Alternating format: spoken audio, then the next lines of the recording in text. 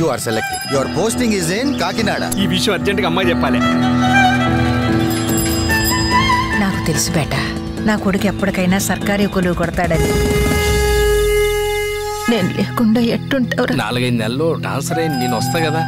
నువ్వు బెంగపడక టైంకి టాబ్లెట్లు వేసుకో.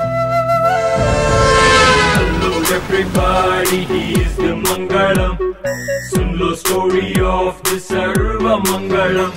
మా ఊరు ట్రాన్స్ఫర్ గానికి ప్రాసెస్ ఏంది సార్? ముందు జాయిన్ అవ్వయా జోగారావు. 3 సంవత్సరముల వరకు దూరంగా ఉంటావు. మన కాంపౌండ్ లో ఈ పని చేసేవాడు ఒకే ఒకడు ఉన్నాడు. తత్కాల్ చాలా కష్టం. ట్రాన్స్ఫర్ ఫైల్ కూడా మీ చేతుల్లోనే ఉంది.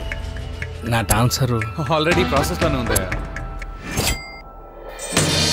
ఆ అమ్మాయి నీ జీవితంలోకి వస్తే నీ మనసులో ఉన్న కోరికలన్నీ నెరవేరు.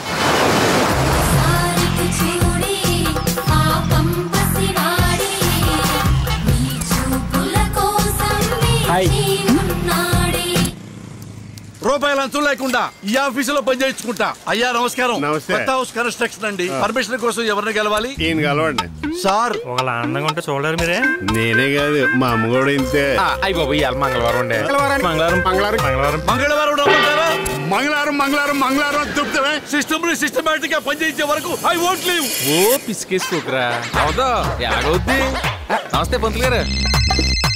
ఇప్పటికి 20 చూశాను. అబ్బాయిలు ఏ డిమాండ్ లేకుండా ఒప్పుకుంటుంటే మీ నాటకాలు ఎక్కువైపోయాయి. నువ్వు నా కోసం ఏం కష్టపడక్కర్లేదు, నేనే చూసుకుంటాను. చాలా థ్యాంక్స్ అండి. మా కరీంనగర్ జోకులు. రాణి గారు. హాయ్ కాంతి గారు.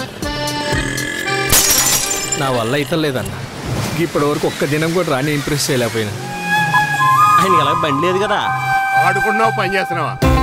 డబ్బులు తీసుకుంటే నెల అయింది. మొత్తం 10,000 వడ్డీ అయింది. మస్తు పరేషాన్ చేస్తాడు నా కాంతుగాడు. ఇలాంటి అమ్మాయి ఇక్కడ ఎలా బతుకుతాడు ఈ లోకంలో?